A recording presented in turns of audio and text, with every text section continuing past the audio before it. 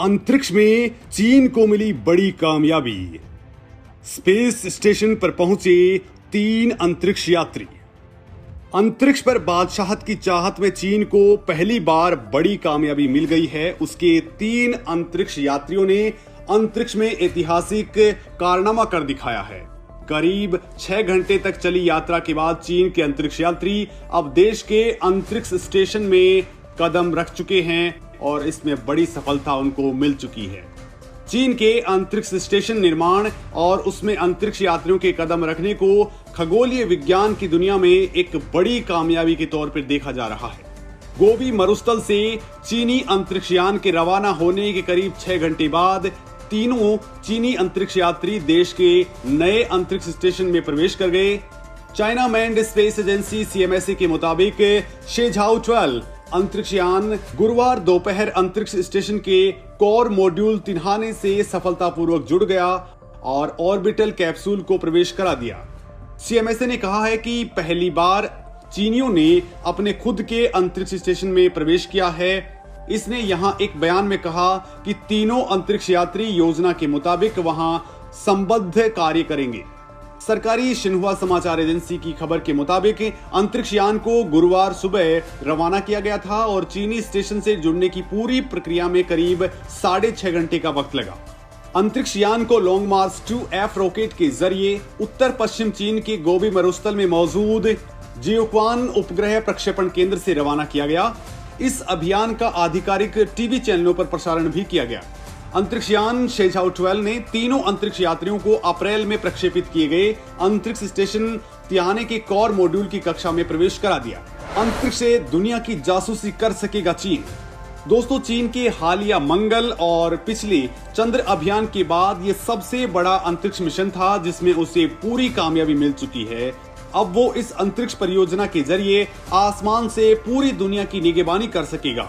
उसके अंतरिक्ष यात्री भारत और अमेरिका समेत दुनिया के तमाम देशों पर नजर रख सकेंगे, क्योंकि अंतरिक्ष स्टेशन पृथ्वी की निचली कक्षा में धरती की सतह से 340 से लेकर 450 किलोमीटर की ऊंचाई पर 10 सालों तक मौजूद रहेंगे और अपना काम संचालित करेंगे।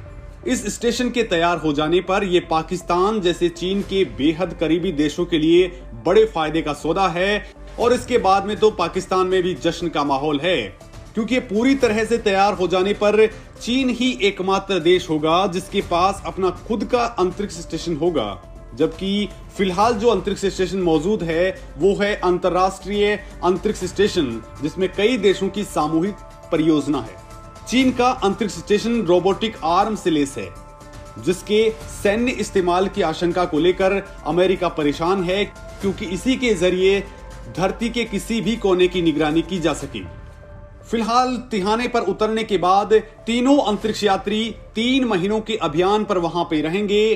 वो अंतरिक्ष स्टेशन के निर्माण से जुड़े काम करेंगे, जिसके अगले साल तक तैयार होने की उम्मीद है।